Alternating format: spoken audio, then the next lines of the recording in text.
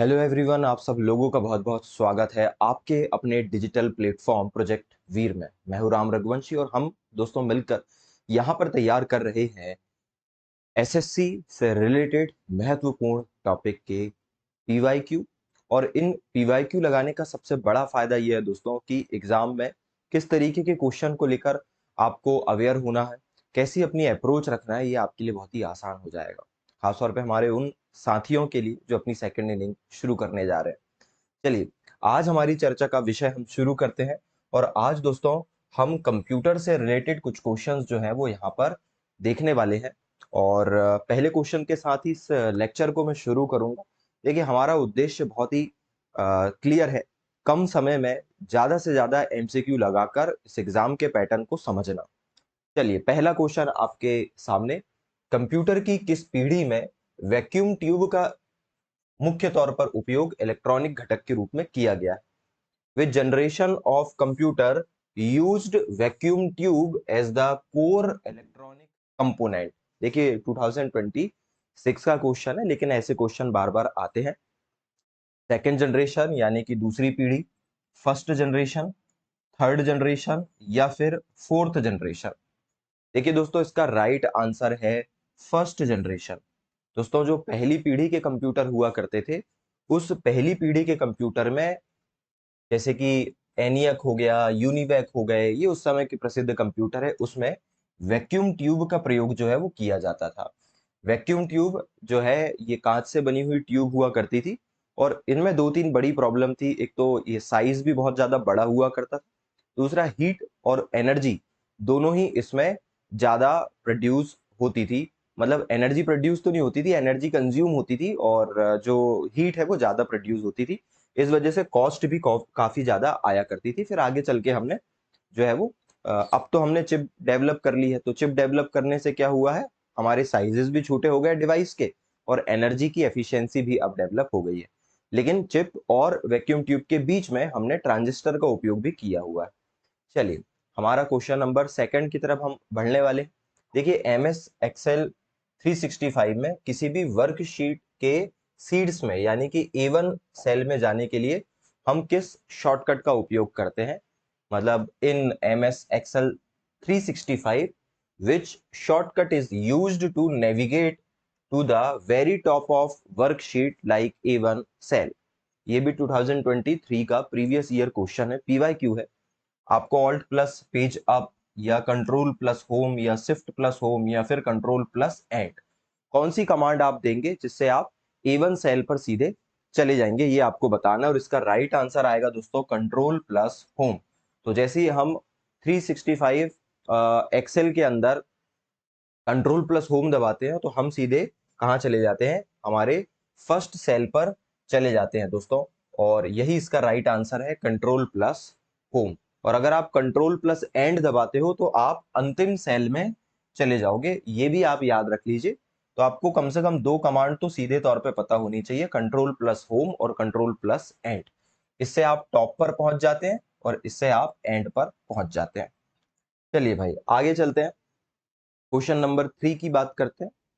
कौन सा मालवेयर वैध सॉफ्टवेयर के रूप में प्रच्छन्न होता है लेकिन निष्पादित होने के बाद विनाशकारी प्रभाव दिखाता है? विच malware disguise itself as legitimate software but so destructive effect after execution? ये भी 2023 का पीवाईक्यू हमने लिया हुआ है। देखिए, आपको बताना है कि मैलवेयर मतलब ऐसे सॉफ्टवेयर जो गलत इंटेंशन के साथ आते हैं।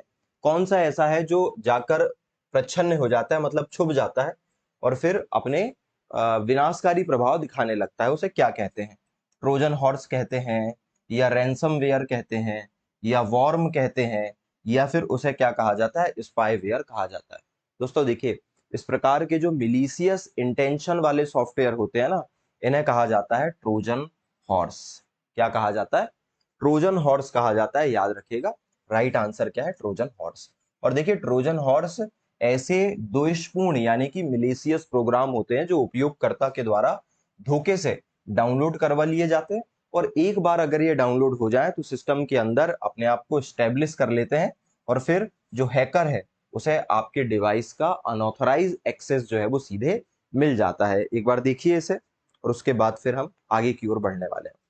चलिए, तो बहुत ही सीधे और फ्लैट क्वेश्चन हम यहाँ पर इसलिए डिस्कस कर रहे हैं क्योंकि यही वो क्वेश्चन है दोस्तों जहां पर लापरवाही हमसे हो जाती है या सिली मिस्टेक हमसे हो जाती है, और हम वो जो हमारी कट ऑफ का जो गोल्डन नंबर है वहां तक हम नहीं पहुंच पाते हैं। ठीक है, चलिए क्वेश्चन नंबर 4 की बात करते हैं। निम्नलिखित में से कौन सा प्रोटोकॉल ईमेल सर्वर से ईमेल डाउनलोड करने या पुनः प्राप्त करने के लिए उपयोग में लाया जाता है? Which of the following protocol is used to download or retrieve email from an email server?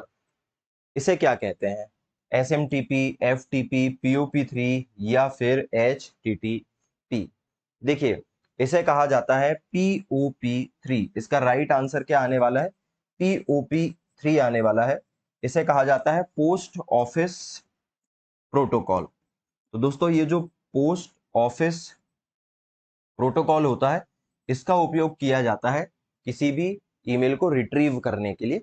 बाकी ये फाइल ट्रांसफर प्रोटोकॉल हो गया, ये सिंपल मेल ट्रांसफर प्रोटोकॉल हो गया, ये हाइपर टेक्स्ट ट्रांसफर प्रोटोकॉल हो गया, ये भी प्रोटोकॉल्स हैं, लेकिन इनका उपयोग अलग अलग सिनेरियो में होता है। फिलहाल इसका आंसर आने वाला है दोस्तों आपका क्या? सी, POP। चलिए, तो इसका राइट आंसर एक बार चेक कर लीजिए। POP ये क्या करता है?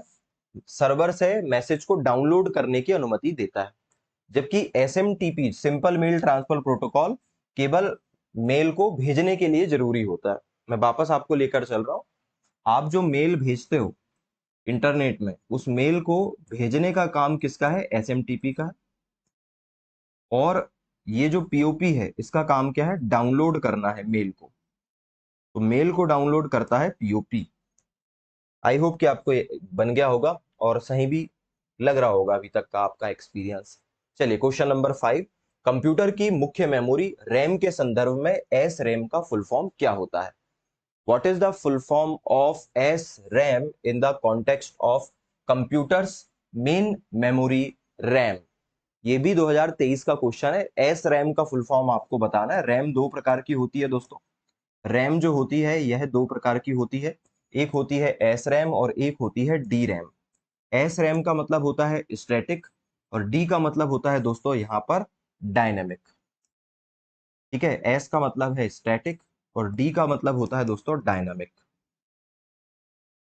और बाकी रैम का मतलब होता है random access memory.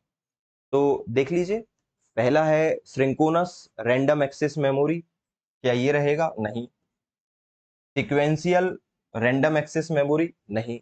Static random access memory? जी हाँ, इसका यही आंसर है, बाकी शेयर्ड भी नहीं रहेगा। तो सी इज दी राइट आंसर। और ये रैम के उपयोग है, अलग अलग जगह इनका उपयोग किया जाता है। ठीक है, आमतौर पे ट्रांजिस्टर में फ्लिप फ्लॉप का उपयोग करके इसको बनाया जाता है। चले आगे चलते हैं। Question number 6। ओपन एआई के द्वारा विकसित प्रसिद्ध एआई चैटबॉट चैट जीपीटी में जीपीटी का फुल फॉर्म क्या है? What does GPT stand for? ChatGPT, the famous AI chatbot developed by OpenAI। और इसका जीपीटी का फुल फॉर्म आपको बताना है चैट जीपीटी के अंदर। देखिए, जीपीटी का फुल फॉर्म होता है जेनरेटिव प्री ट्रेन्ड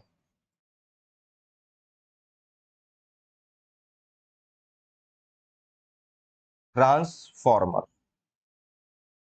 मतलब कि B is the right answer. तो बी इसका राइट आंसर हो जाएगा, बाकी बाकी सब ऑप्शन स्वाभाविक तौर पे नहीं होंगे। तो जीपीटी का फुल फॉर्म होता है दोस्तों generative pre trained transformer. B is the right answer. चलिए, क्वेश्चन नंबर 7 की तरफ जाते हैं। कीबोर्ड में मौजूद F1 से F12 तक की कुंजियों को किस नाम से जाना जाता है? ये बड़ा सिंपल सा क्वेश्चन है। नेविगेशन की बोलते हैं, या फिर कंट्रोल की बोलते हैं, या फंक्शन की बोलते हैं, या अल्फा न्यूमेरिक की बोलते हैं, ये आपको बताना है। इसका राइट आंसर क्या आएगा? फंक्शन की, क्योंकि F लिखा हुआ है, F स्टैंड फॉर फंक्शन। बहुत ही बेसिक क्वेश्चन है। चलिए, क्वेश्चन नंबर 8। कौन सी इंटरनेट सेवा विंडोज ओएस में रिमोट कंप्यूटर को कमांड लाइन के जरिए नियंत्रित करने की अनुमति देती है? Which internet service allow a user to connect to the control a remote computer bye command line in Windows? ये भी 2026 का ही क्वेश्चन है। ऑप्शंस देख लीजिए, टेलनेट, यूजनेट, आर्ची, या फिर दोस्तों गोफर। और इसका राइट आंसर है दोस्तों टेलनेट। तो टेलनेट के द्वारा आप क्या कर सकते हैं, विंडोज ओएस में रिमोट कंप्यूटर को कमांड लाइन से सीधे जोड़ सकते हैं। चलिए आगे बढ़ते हैं, इसका राइट आंसर क्या आने वाला है, टेलनेट आने वाला है। क्वेश्चन नंबर 9 की हम बात कर रहे हैं, सीपीयू के भीतर कौन सा एक छोटा और तेज मेमोरी घटक है जो डेटा को अस्थायी रूप से संग्रहित करता है। Which small and extremely fast memory component inside the CPU is used to store data temporary. Register, cache memory, hard disk या फिर रोम, ये आपको बताना है क्वेश्चन नंबर 9। और इसका राइट आंसर आएगा दोस्तों रजिस्टर। ये कंप्यूटर की सबसे फास्ट मेमोरी होती है जो कि सीपीयू के साथ कनेक्ट होती है और डेटा को टेम्परेरी तौर पर स्टोर करने का काम करती है। चलिए आप ये भी कह सकते हो कि ये सीपीयू की पर्सनल मेमोरी होती है। क्वेश्चन नंबर 10, मालवेयर का वह कौन सा ऐसा प्रकार है जो कि आपकी ऑनलाइन गतिविधियों को ट्रैक करता है और विज्ञापन आपको प्रदर्शित करता है। What is that type of malware which secretly track you online activities and display advertisement? इसे क्या कहते हैं, रूट केट, एडवेयर, की लॉगर या फिर वायरस। इसे कहते हैं दोस्तों एडवेयर। एडवेयर एक प्रकार के वायरस ही होते हैं, लेकिन इनका उद्देश्य कोई इंफॉर्मेशन चुराना नहीं होता बल्कि आपको इंफॉर्मेशन दिखाना होता है। लेकिन ऐसी अनएप्रोप्रिएट एडवर्टाइजमेंट आपको दिखाई जाएगी जिनको देख देख के आप बहुत इरिटेट हो जाएंगे। आपने देखा होगा जो बहुत ही सस्ते फोन होते हैं एंड्रॉइड के, उसमें बहुत ज्यादा एडवर्टाइजमेंट आती है जिन्हें आप स्किप नहीं कर सकते और वो रिलेटेबल नहीं होती है।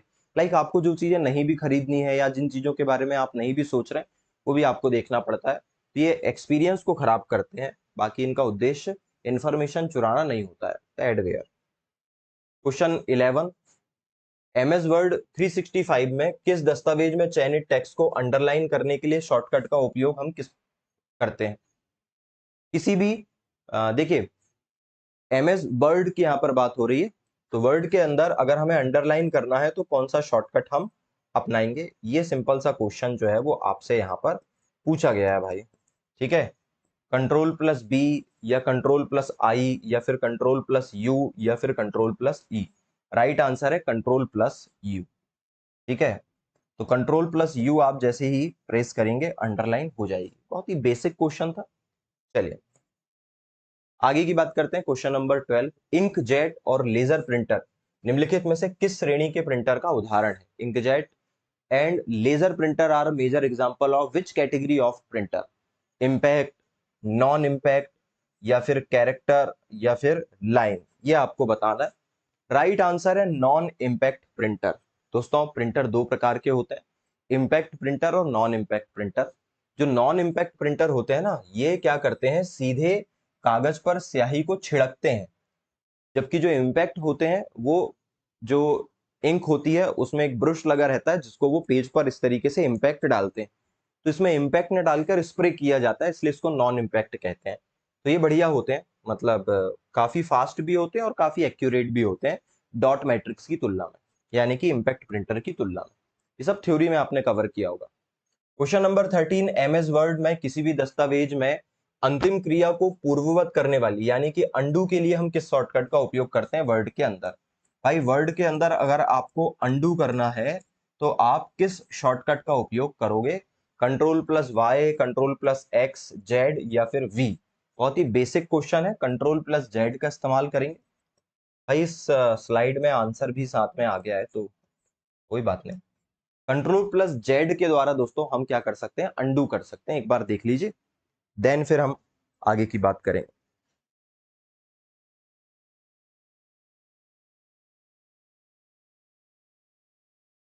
चलिए क्वेश्चन नंबर दोस्तों 14 की तरफ चल रहे हैं और जहां पर आपसे पूछा जा रहा है कंप्यूटर नेटवर्क के संदर्भ में यूआरएल का पूरा रूप यानी कि फुल फॉर्म क्या होता है।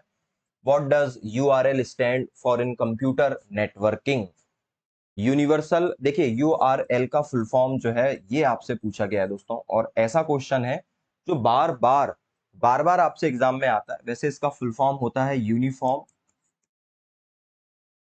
Resource locator. देखिए ये है यूनिवर्सल रिसोर्स लोकेटर, ये नहीं हो सकता। ये है uniform resource locator, that is the right answer. Unified नहीं हो सकता और यूनिक तो नहीं हो सकता। तो B is the right answer. चलिए, ये है भाई इसका राइट आंसर बी। किसी भी वेबसाइट को या फिर किसी भी फाइल को या पीडीएफ को अगर आप इंटरनेट में ढूंढना चाहते हो तो आप यूआरएल का इस्तेमाल करते हो, जिसमें प्रोटोकॉल होता है, डोमेन नेम होता है और फाइल की डायरेक्टरी मतलब कि फाइल का पाथ होता है। चलिए, क्वेश्चन नंबर 15। एआई के संदर्भ में एनपीएल का फुल फॉर्म आपको बताना है। एआई से रिलेटेड आज दौर ही एआई का चल रहा है, तो एआई से रिलेटेड एनपीएल का फुल फॉर्म क्या होता है ये आपको बताना है। एनपीएल का मतलब क्या नेटिव लॉजिक प्रोसेसिंग होता है, या नेचुरल लैंग्वेज प्रोसेसिंग होता है, या नेटवर्क लिंक प्रोटोकॉल होगा, या नेचुरल लैंग्वेज प्रोग्राम होगा। दोस्तों इसका राइट आंसर आएगा नेचुरल लैंग्वेज प्रोसेसिंग। देखिए, आज के समय में आप अपनी भाषा में कंप्यूटर को समझा सकते हो और कंप्यूटर उसे अपने तरीके से समझ जाएगा। आप अपनी भाषा में अपने तरीके में उसे समझाइए, वो कंप्यूटर समझ जाएगा कि आप क्या बात करना चाह रहे हो। इसी को मोटे तौर पे एनएलपी जो है वो कहा जाता है। तो एनएलपी आर्टिफिशियल इंटेलिजेंस की एक शाखा है जो इंसानी भाषा को समझने की अनुमति देती है कंप्यूटर को। जैसे कि आप आजकल वॉइस असिस्टेंट का इस्तेमाल कर रहे हैं, है ना। एप्पल के अंदर सिरी है, एलेक्सा है, अमेजोन का, गूगल आपके पास है, जेमिनाई है। इनका आप जो उपयोग कर रहे हैं वो नेचुरल लैंग्वेज पर बेस्ड है। सिंपल। Question number 16। कंप्यूटर में प्रोसेसिंग के दौरान अस्थायी स्टोरेज प्रदान करने वाली कैश मेमोरी किसके बीच में कार्य करती है? Cache memory which store data temporarily during processing operation between which component? CPU और रैम के बीच में, या रैम और हार्ड डिस्क के बीच में, या सीपीयू और रोम के बीच में, या हार्ड डिस्क और पेन ड्राइव के बीच में, ये आपको बताना है। और क्वेश्चन नंबर दोस्तों 16 का राइट आंसर आएगा सीपीयू और दोस्तों रैम के बीच में लगी होती है क्या? कैश मेमोरी, जो क्या करती है, रैम और सीपीयू के वर्कलोड को मैनेज करने का काम करती है। जो भी डेटा आपने तुरंत अभी सर्च किया है या बार बार आप सर्च करते हैं तो वो यहाँ पर स्टोर रहता है, ताकि बार बार रैम ज्यादा कंज्यूम ना हो और इससे फास्ट चलती है हमारी डिवाइसेस। सीपीयू और रैम के बीच में कैश मेमोरी होती है, ये भी एक हाई स्पीड मेमोरी होती है। Question number 17। कौन सा डेटा ट्रांसफर मोड संचार को दोनों दिशाओं में अनुमति देता है लेकिन एक समय में केवल एक? चलिए, which data transfer mode allow communication both direction but only one direction at a time? ये आपको बताना है। Simplex, full duplex, half duplex या फिर क्वाड डुप्लेक्स, ये आपको बताना है। क्वेश्चन नंबर 17 का राइट आंसर आने वाला है हाफ डुप्लेक्स। तो हाफ डुप्लेक्स का मतलब ये होता है कि देखिए, सबसे पहले तो हम सिंप्लेक्स की बात करते हैं, और सिंप्लेक्स का मतलब होता है कि इसमें डेटा ट्रांसफर केवल एक ही दिशा में होगा। जैसे कि आप मोटे तौर पर मान लीजिए यहाँ पर रेडियो, रेडियो में वन वे दोस्तों कम्युनिकेशन है, या फिर आप नॉर्मल टेलीविजन की हम बात कर लेते हैं, टेलीविजन में यहाँ पर ट्रांसफर हो रहा है। फिर आता है दोस्तों हाफ डुप्लेक्स, और हाफ डुप्लेक्स का मतलब ये होता है कि इसमें दोनों व्यक्ति आपस में इंटरेक्ट कर सकते हैं लेकिन बारी बारी से करेंगे।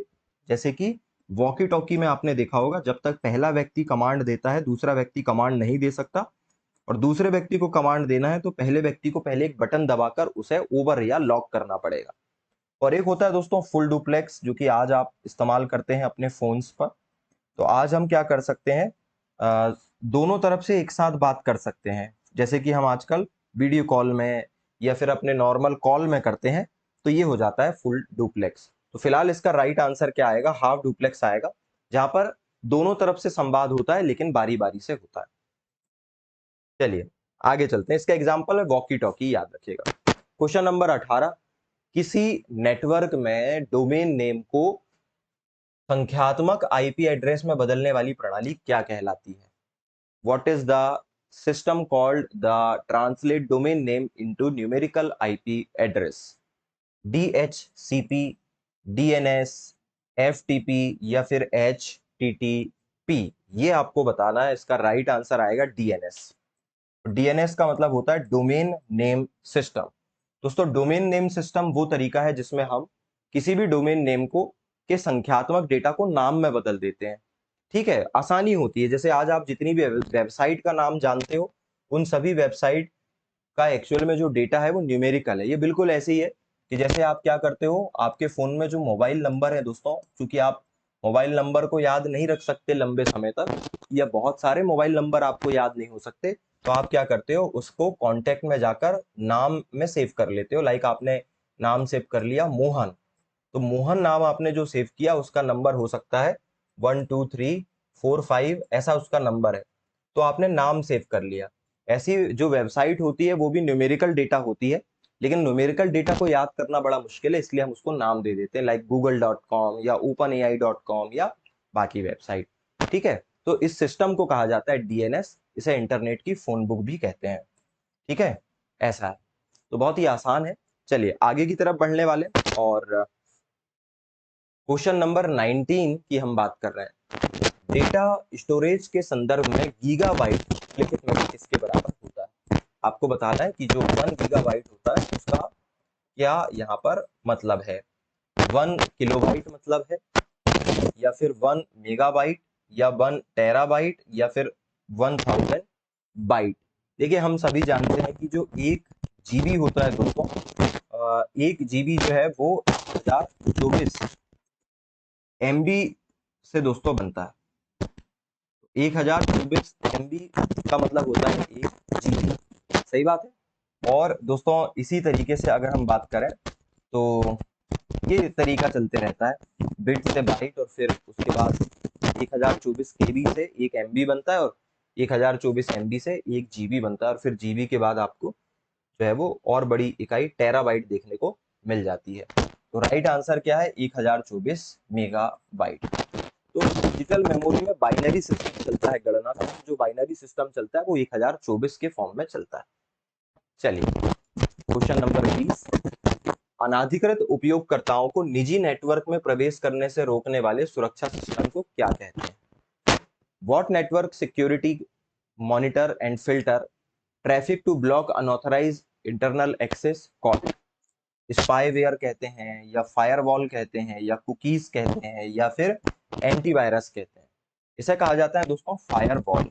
जैसे हम हमारे घर में अनाधिकृत लोगों की, जिन्हें अनुमति नहीं है, उन्हें प्रवेश करने से रोकने के लिए बाउंड्री वॉल बनाते हैं, वैसे इंटरनेट में अनऑथराइज एक्सेस वाले लोगों को अंदर घुसने से रोकने के लिए हम जो सेफ्टी वॉल बनाते हैं उसे हम फायरवॉल कहते हैं।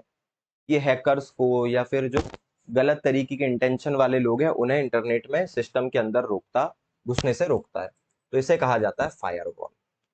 ठीक है, चलिए क्वेश्चन नंबर 21, निम्नलिखित में से कौन सा एक ऑपरेटिंग सिस्टम का उदाहरण नहीं है?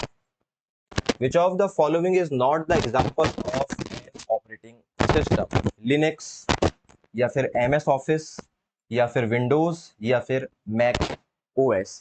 आपको ये बताना है कि ऑपरेटिंग सिस्टम में से क्या नहीं है। देखिए दोस्तों लिनक्स एक ऑपरेटिंग सिस्टम है, और एक ओपन सोर्स ऑपरेटिंग सिस्टम है। आज जो आप फोन में एंड्रॉइड भी चलाते हो ना, ये एंड्रॉइड एक्चुअली में लिनक्स पर ही बना हुआ है।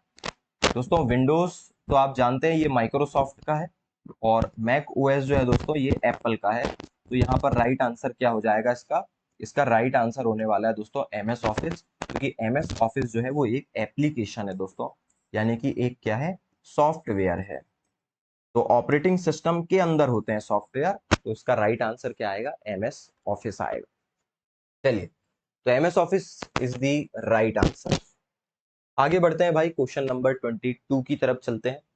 माइक्रोसॉफ्ट वर्ड में कॉपी या कट किए गए टेक्स्ट को पेस्ट करने के लिए किस शॉर्टकट का उपयोग किया जाता है?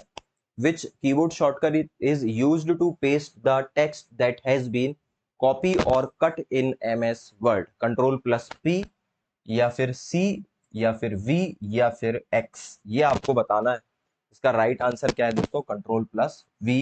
हम जानते हैं कॉपी करने के लिए हमें क्या करना पड़ता है? कॉपी करने के लिए हमें कंट्रोल प्लस दोस्तों किसका इस्तेमाल करना पड़ता है? C का। या अगर आपको ऑल सेलेक्ट करना है तो ऑल सेलेक्ट के लिए हम इस्तेमाल करते हैं Ctrl+A का, एंड देन फिर हम मैन्युअली कॉपी करते हैं, और फिर Ctrl+V के द्वारा हम क्या कर देते हैं? पेस्ट कर देते हैं। That is very simple. तो राइट आंसर क्या आ जाएगा? C आ जाएगा। वैसे वहां लिखा भी हुआ है इस बार। चलिए कोई बात नहीं, आगे बढ़ते हैं। क्वेश्चन नंबर 23, सेकेंडरी मेमोरी के संदर्भ में SSD का फुल फॉर्म क्या होता है दोस्तों? ये आपको बताना है। पहला है स्टैटिक सॉलिड ड्राइव, या फिर सॉलिड स्टेट ड्राइव, या फिर सिस्टम स्टोरेज डिवाइस, या फिर सीरियल स्मार्ट ड्राइव, ये आपको बताना है। और इसका जो दोस्तों आंसर है, एस फॉर होता है सॉलिड, एस का मतलब, दूसरे एस का मतलब होता है स्टेट, और डी का मतलब होता है दोस्तों ड्राइव। तो B is the right answer, ये है बी और ये इसका राइट आंसर है, याद रखिएगा। ठीक है, चलिए इसके अलावा हार्ड डिस्क भी चलती है, इसको एचएचडी बोलते हैं, वो अब लगभग पुरानी हो गई है, आउटडेटेड हो गई है। क्वेश्चन नंबर 24, कौन सा साइबर हमला फर्जी ईमेल भेजकर उपयोगकर्ताओं के पासवर्ड को चुराने के लिए होता है? With cyber attack involve fraud email to trick user and revealing sensitive credential. बताइए भाई, phishing, denial of service, spoofing, या मैन इन द मिडिल, जिसको हम कहते हैं MITM, ये आपको बताना है। और इसका राइट आंसर है फिशिंग। फिशिंग का मतलब है कि इसमें फर्जी ईमेल के जरिए पासवर्ड प्राप्त किया जाता है। जैसे मछली को फंसाने के लिए कांटा या दाना फेंका जाता है, वैसे ही लालच देकर फर्जी मेल भेजकर फंसा लिया जाता है, और आमतौर पर नेट बैंकिंग या UPI के या फिर ATM के पासवर्ड चुरा लिए जाते हैं। चलिए तो आगे बढ़ते हैं, और आज का 25 नंबर का क्वेश्चन ये एक्सेल से रिलेटेड है। एक्सेल, MS एक्सेल 365 में फॉर्मूला या इनबिल्ट फंक्शन लिखना शुरू करने के लिए किस चिन्ह का उपयोग किया जाता है?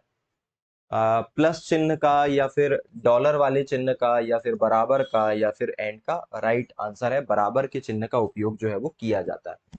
तो दोस्तों बराबर के चिन्ह का उपयोग हम सेल को शुरू करने के लिए करते हैं। चलिए, तो ये थे आज के हमारे 25 क्वेश्चन। मुझे उम्मीद है बहुत ही बेहतरीन लगे होंगे दोस्तों। इन क्वेश्चंस को एक बार अच्छे से देखिएगा, क्योंकि ऐसे क्वेश्चंस बार बार रिपीट होते हैं। हमने प्रीवियस ईयर क्वेश्चन आपको इसलिए करवाए ताकि आपको ये समझ में आए कि किन क्वेश्चन को अप्रोच करने से आपका सिलेक्शन इजी हो जाएगा। तो उन क्वेश्चन की तरफ जाइए जो बार बार आते हैं, जिन्हें अप्रोच करना बहुत आसान है और कम समय में आप जल्दी उन्हें अप्रोच कर सकते हैं। फिलहाल आज के इस लेक्चर में दोस्तों इतना ही। अगले लेक्चर में मिलेंगे, नए टॉपिक के साथ मिलेंगे, और इसी तरीके के क्वेश्चंस को वहां पर हम फिर से सॉल्व करेंगे। पढ़ते रहिए। अगर आपके वीडियो अच्छे लग रहे हैं तो कमेंट करके हमें बताइए कि और किन किन टॉपिक्स पे आप पढ़ना चाहते हैं, और कौन कौन से सब्जेक्ट आप पढ़ना चाहते हैं। फिलहाल आज की इस क्लास को यहीं समाप्त कर रहे हैं। जय हिंद, जय भारत।